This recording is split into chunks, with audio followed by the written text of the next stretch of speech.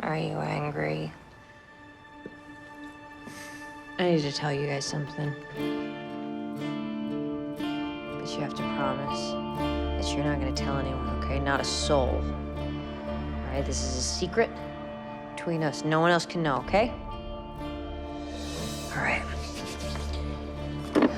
We gotta go to the park. And then I am gonna show you guys something.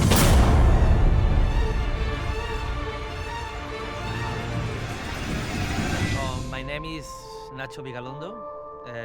I swear that's my real name. And I'm making this film called Colossal, in which this character, Gloria, which is played by the amazing Hathaway, is meeting this old friend from childhood, played by Jason Sudekeis. And they are sharing this kind of critical moment in their lives related to probably midlife crisis, and alcoholism is involved. So it's kind of it feels like a dramedy settled in the small town. But the thing is, at the same time this is happening in this little town, a big giant monster is attacking the city of Seoul in South Korea. Yeah, those two events, they feel like they belong to two different films. But this is a film that is putting all that stuff together for some reason. Is it an attack or a natural disaster? Meanwhile, the global state of emergency continues with stock markets plunging. Thanks. So far, this is the best footage we have of the creature vanishing into thin air. The unprecedented nature of this phenomenon has shocked the scientific community around the world. You know you're watching something that's going to change the course of history. Stephen Hawking has been the most outspoken among scientists in raising... And let's see what happens and how these two things are related. It's the story of my character, Gloria. She's someone who definitely needs to pull the party bus over, and she doesn't have any place to go except the town where she grew up in New Hampshire.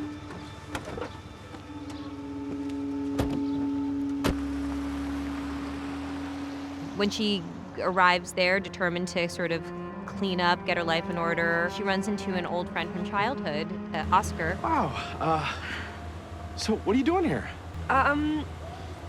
I needed a vacation. Oh. And my parents had rented at the house, and, I hadn't been up here in so long. So Sure. I was just like, Yeah. What are you doing now? Like right now? Nothing. Want to hang out? Yeah, sure. Yeah, come sure. on, here, hop in. Okay. And she sort of abandons her plan to get clean and sober. She starts hanging out late at his bar. Right around that time, a gigantic monster begins attacking Seoul.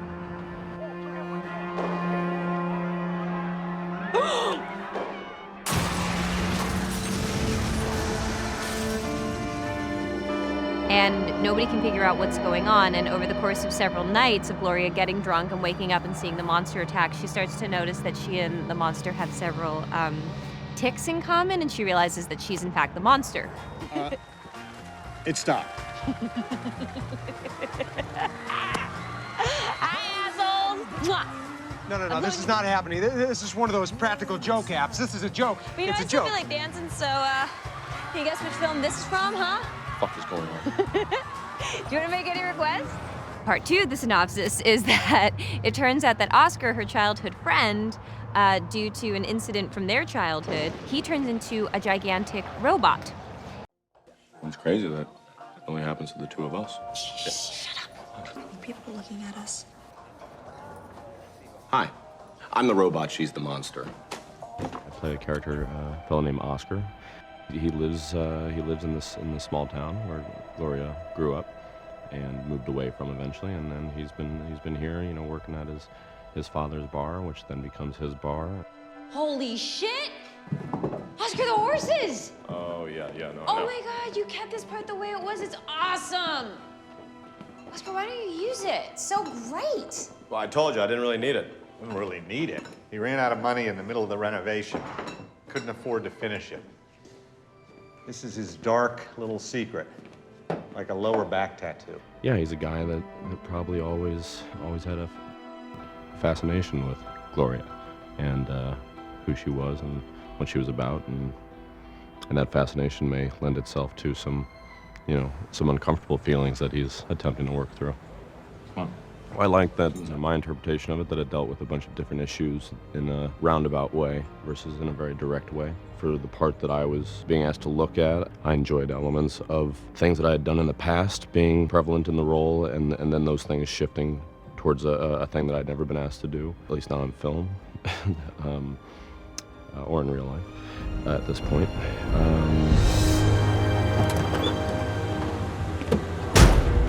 I know you think everything revolves around you, but it doesn't. Not anymore. Oscar. My life is just as amazing as yours now. For once. And if you don't like it, fuck you. Yeah, I mean, it's sort of a layered relationship, but it's also a pretty superficial one because they knew each other a long time ago.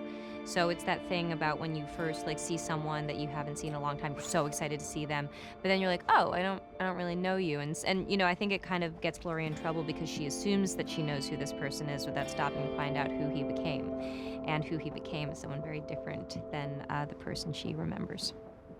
What's wrong? You hate yourself. What are you talking about? You can't stand that your life feels so small. It's that simple. And sad.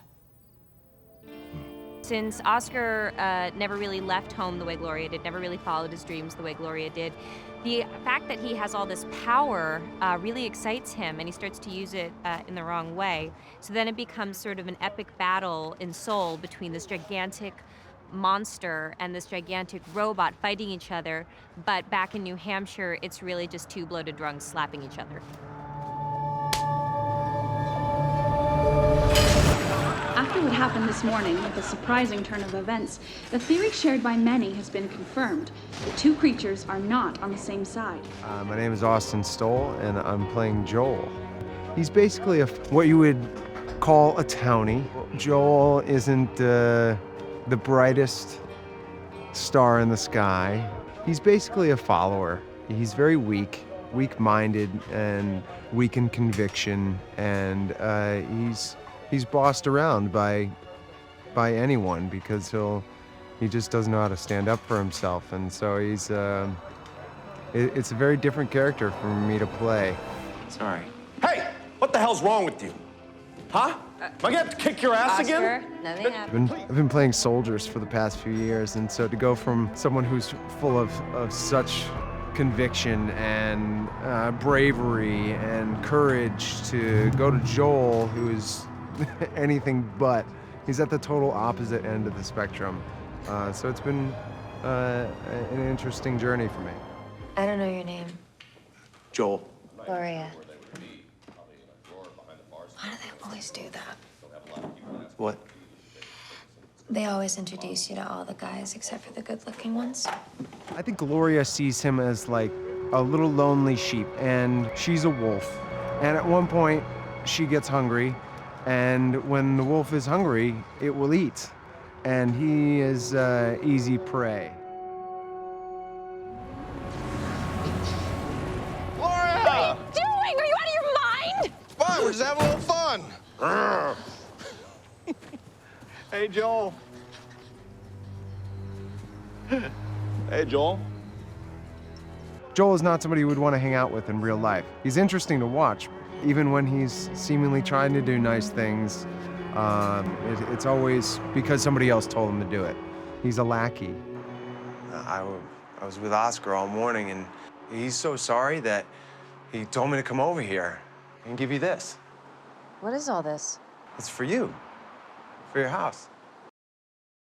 There's some side tables in the back, and I can unload it all myself. Oh, Anne has been Gloria? lovely. She's better than expected, and expectations were high. So, and she's just open. She's everything you want in a scene partner. Working with her is great. I worked with her a few times in the past. I worked on Saturday Night Live, and she hosted, so three separate occasions there.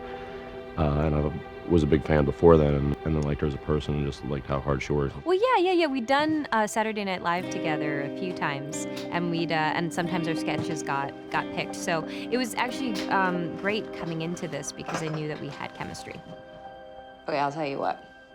I'll come to work at the bar if you agree that we clean up the western side. All right, you're hired. Yes. Mm-hmm. Countryside's gonna open. She's just so charming. She's she's lovely to be around. We tried to make it here in the United States, and when Anne Hathaway showed her interest in making Gloria, it was like putting a rocket in the ass of the project. So it. And then when Anne came on, I was like, oh, that makes great sense. Like, just even as a fan of the script, whether I got to be in it or not, I was like, oh, that seems like a great choice. It's been a blast. Yeah, she's a monster. The way she's aware of camera, the way she works, the way she solves problems in real time, the way she's able to find a reason to play in different ways in front of camera. I think I'm learning a lot from her. And then the scenes have been fun. We've been asked to do all sorts of crazy things in small, tiny fragments, and there's a great deal of imagination needed anytime you do stuff that includes CGI and blue screen work, and we've squabbled as characters both physically and verbally, and we're only halfway through, so more to come. Why? Because I don't want to do anything stupid. Stupid? Yeah. Why stupid? Okay. Stupid, you mean like the rest of us, yeah? No, Oscar, not like you, like me, like stupid, like when I got drunk and fell and, killed hundreds of people like that. And when that happened, do we start checking up on you like you were a little girl? Huh? Fuck you. You can go to hell. I'm leaving. Okay, see you, buddy. You're lucky that the rest of us don't have I thought you were leaving!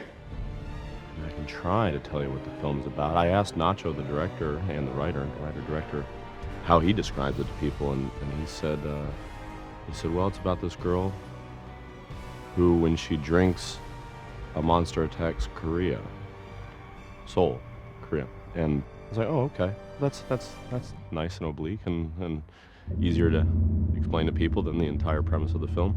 I know a message that Nacho keeps bringing up is, for him, this is a film about violence, and especially violence against women. And he keeps saying, I wrote it the way that I did because I want to see this energy, this very, very masculine energy that believes it can be violent to women. I want to see it disappear from the world, which is why I wrote it the way that I did.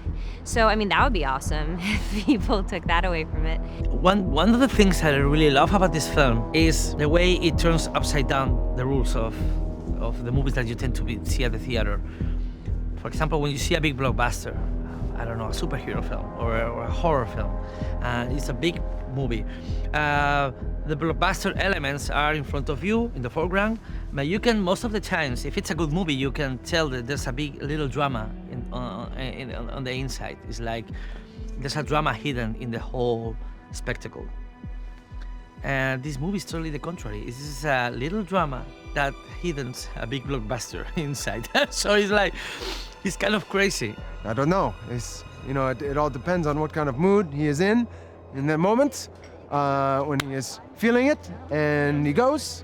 Really, it's kind of like working with a live firecracker. You never know when it's quite going to go off, but you know when he's happy because he's really vocal about it. It's like it's telling things that are going to be familiar for the audiences, but I think it's going to be told in a really funny and strange way. Nacho wrote a really special and different script. I'd never really read anything like this. This is the sort of movie that I'd always hoped to do. It kind of reminded me of a lot of movies that I loved when I was younger, like being John Malkovich and Living in Oblivion. Some of those types of movies. It's a script that is dealing with fantasy, and this has to do with my love towards monster films.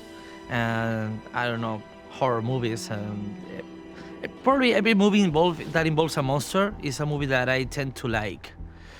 So this is my love towards monster films.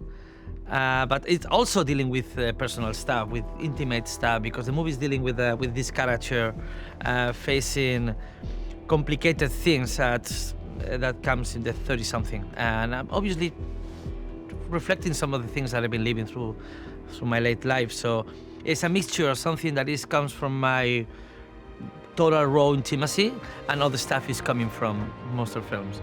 And so I just thought it had something really special to it. And now seeing the way he and Eric are filming it, I sort of feel like I'm in like a European existential monster movie. It's really cool. He deals with things in a very natural way. You know, if you were these characters in this movie, you would probably be doing a lot of the things that they're doing. As was to be expected, social media websites are talking about nothing else. This is today's most watched viral video.